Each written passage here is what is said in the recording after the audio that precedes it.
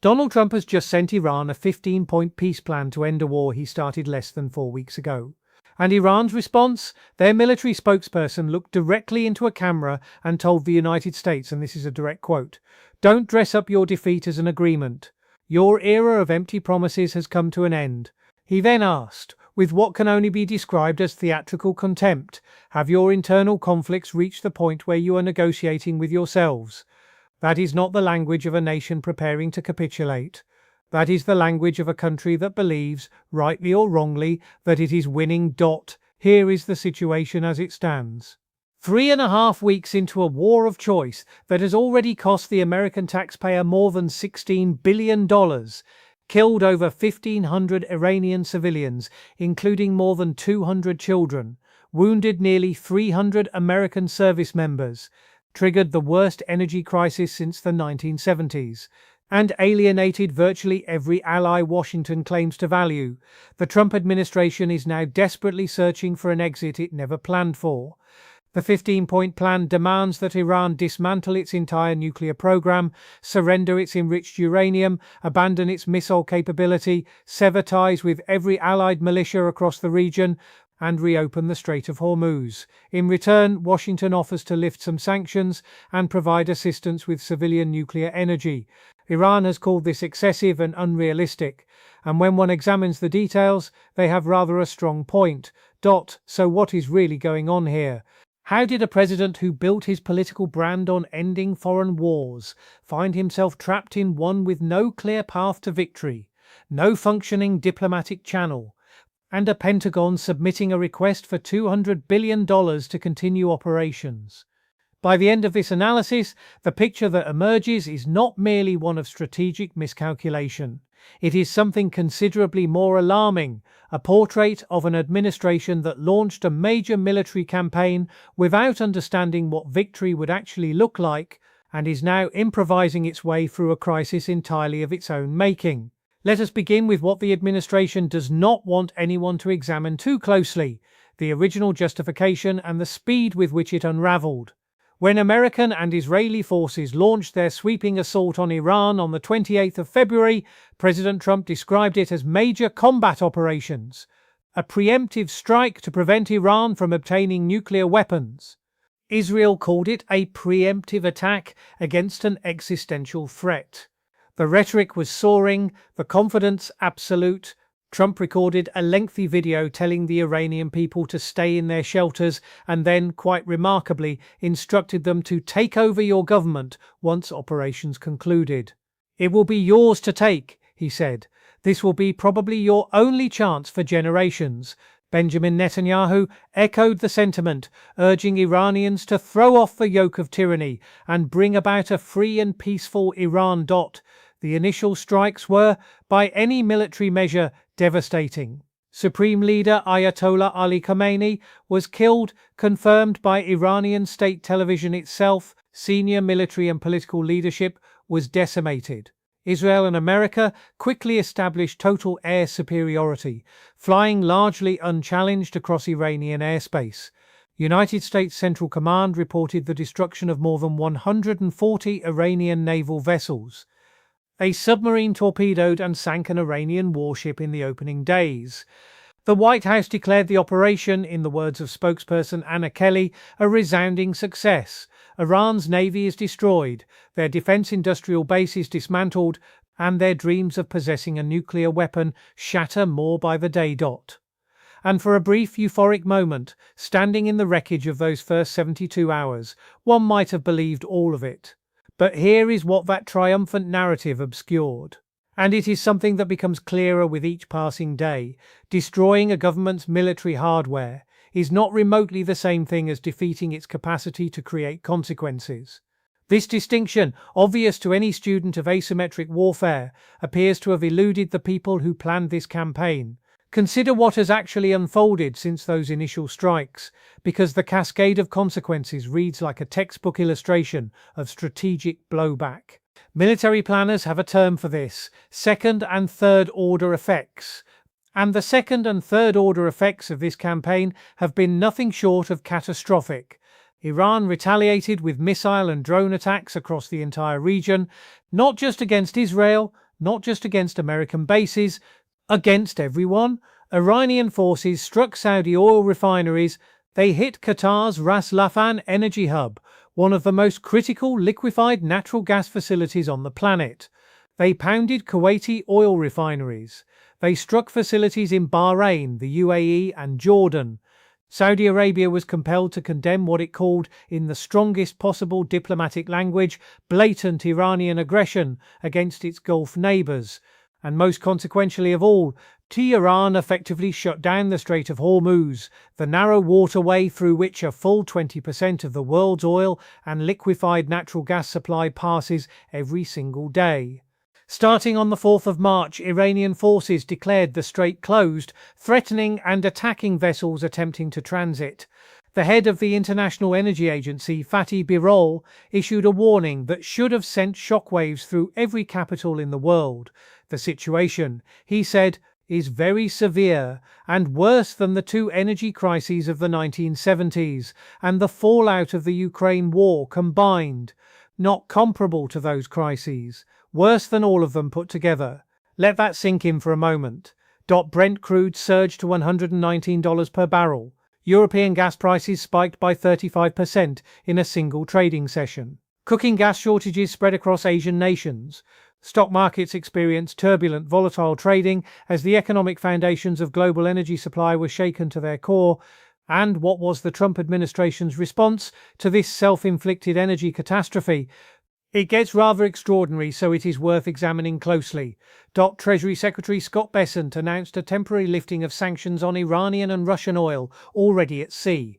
These were sanctions that Trump's own administration had imposed, many of them dating back to his first term, specifically to punish Iran and Russia. Bessent described the move as a narrowly tailored short-term authorization that would inject approximately 140 million barrels into global markets. And then he offered what may be the single most unintentionally revealing statement of the entire conflict. In essence, he said, we will be using the Iranian barrels against Tehran to keep the price down as we continue Operation Epic Fury. The administration is now using Iranian oil to counteract the consequences of its own war against Iran. One struggles to find a comparable act of strategic self-contradiction in modern American history. But the incoherence runs deeper than energy policy, and this is where the analysis becomes truly significant, because it exposes the fundamental absence of strategic planning behind the entire operation. Trump has now outlined 5 objectives for the war. 5. Except at the start there were 3. The Pentagon and Secretary of State Marco Rubio enumerated 3 goals. Then the administration described 4. Then Trump himself expanded the list to 5 just last Friday. The objectives keep multiplying even as the capacity to achieve them diminishes. This is not the hallmark of a meticulously planned military campaign. This is what desperate improvisation looks like when dressed in the language of strategy. Let us examine those objectives individually, because the gap between presidential rhetoric and operational reality is nothing short of extraordinary. The first objective, completely degrading Iran's missile capability. Trump has claimed that Iranian ballistic missile attacks against American forces are down 90%, that 82% of Iran's missile launchers have been, in his distinctive phrasing, killed. Defense Secretary Pete Hegseth has said Iran's missile and drone programs are being overwhelmingly destroyed. And yet, in the 4th week of this conflict, Iran continues launching missiles and drones. It struck Israel with a series of barrages just this Tuesday, the very day Trump was claiming productive negotiations were underway. If the missile capability has been 90% degraded, one can only imagine what it was like at full strength, because the remaining 10% appears entirely sufficient to menace the entire region. The second objective, destroying Iran's defense industrial base, has been so inconsistently defined that it sometimes features as a standalone goal and sometimes gets absorbed into the first objective. The Pentagon itself cannot seem to decide whether it constitutes a separate strategic aim. This is, one might suggest, rather an important distinction when attempting to define what victory actually means. The third objective, eliminating Iran's Navy and Air Force, is perhaps the closest to genuine achievement. Air superiority was established swiftly, over 140 vessels destroyed. 2 Iranian warships fled to Sri Lanka and India, seeking refuge in foreign ports. But here is what the celebratory assessments omit. Iran's Revolutionary Guard operates its own separate naval force, one that specializes in precisely the kind of asymmetric tactics, swarm attacks, mine-laying operations that are most effective in narrow waterways like the Strait of Hormuz. It is unclear how much of that force remains operational or how many mines may have been planted. Iran's Defense Council has explicitly warned that any attack on its southern coast or islands would trigger the laying of sea mines that would sever Gulf shipping routes entirely. The conventional navy may indeed be destroyed, but the asymmetric capability that actually matters most, the one blocking 20% of global oil, appears very much intact.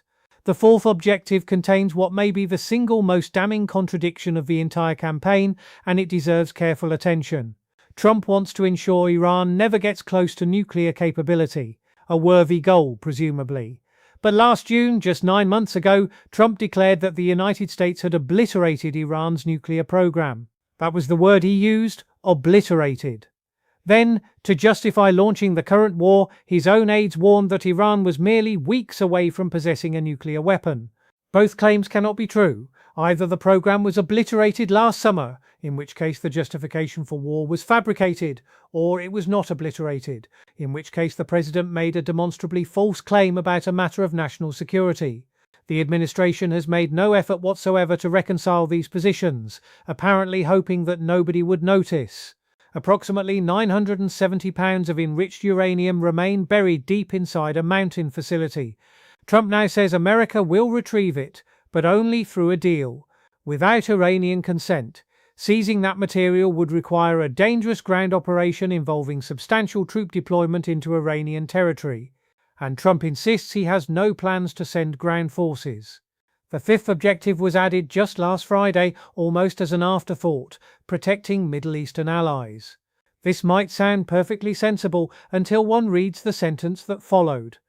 Trump declared that the Strait of Hormuz will have to be guarded and policed, as necessary, by other nations who use it.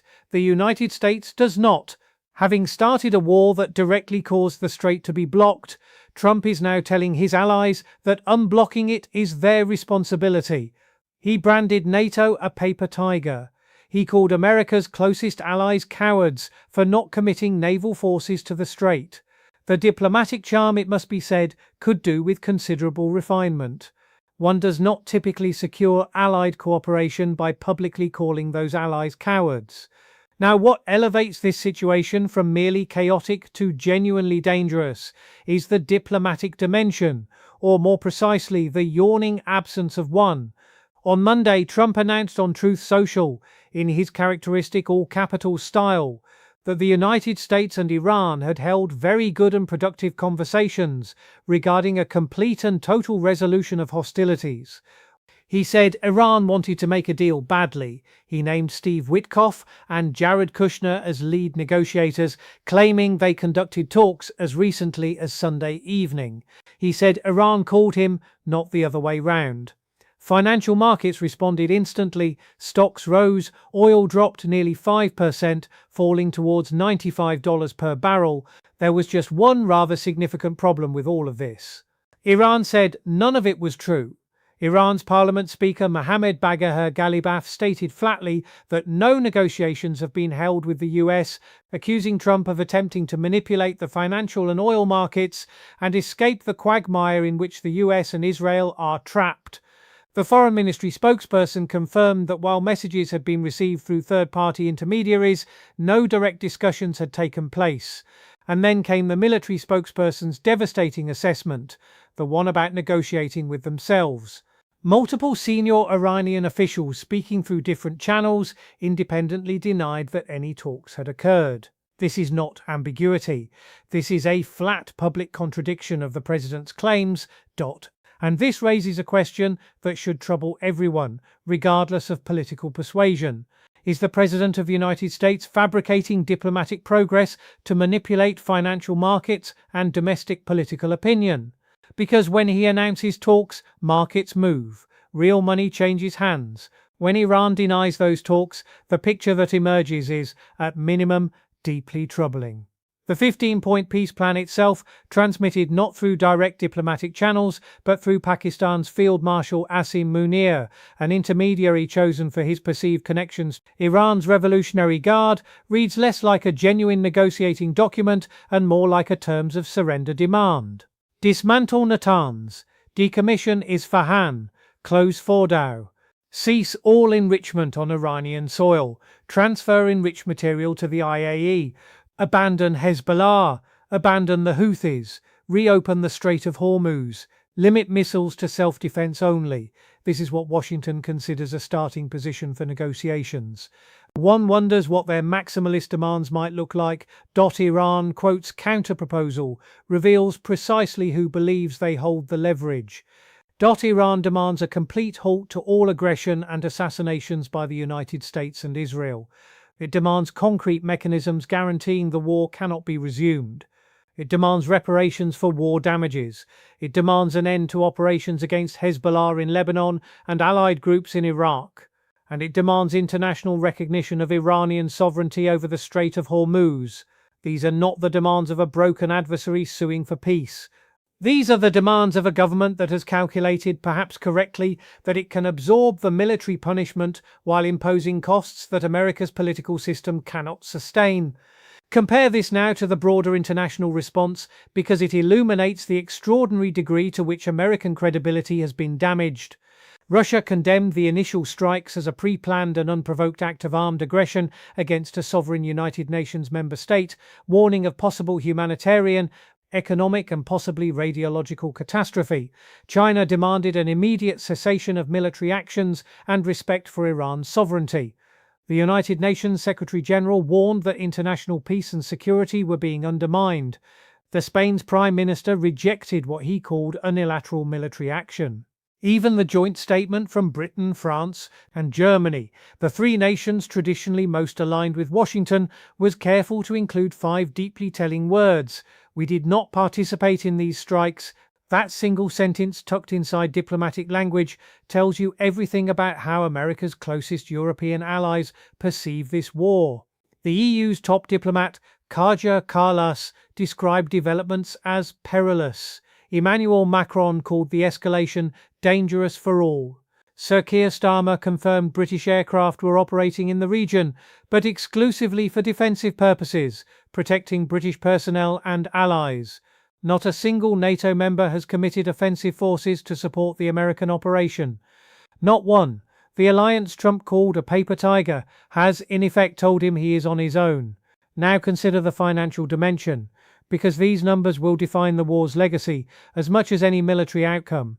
The Pentagon informed Congress that the first 6 days cost $11.3 billion. By day 12, the Center for Strategic and International Studies estimated $16.5 billion. The Pentagon has now formally requested $200 billion from the White House to continue. At roughly $2 billion per day, this is the most expensive opening month of American military operations since the Second World War. And this from an administration that created an entire government department dedicated to cutting waste and reducing spending. The irony writes itself. And behind these staggering financial figures lies a human catastrophe the administration treats as statistical background noise. Approximately 1,500 Iranian civilians dead, including over 200 children. Nearly 300 American service members wounded. When Trump's maximum pressure sanctions collapsed Iran's economy last December, when the largest bank in the country failed, the currency went into free fall, and inflation on food prices hit 70%. The resulting protests were met with the regime killing at least 7,000 of its own people. Treasury Secretary Bessent boasted about engineering that collapse. "This is economic statecraft," he told an audience at Davos. "No shots fired, and things are moving in a very positive way." He said nothing, not a single word about the thousands killed in the crackdown that followed. As the Atlantic Council's Gisunia observed, the cavalier manner in which administration officials discuss these events, without even acknowledging the tens of thousands of Iranians that were massacred, is profoundly striking. The Bourse and Bazaar Foundation's Esfandiar Batmanghelidj put it more bluntly. Any administration would know from history that the Islamic Republic cracks down on protests violently.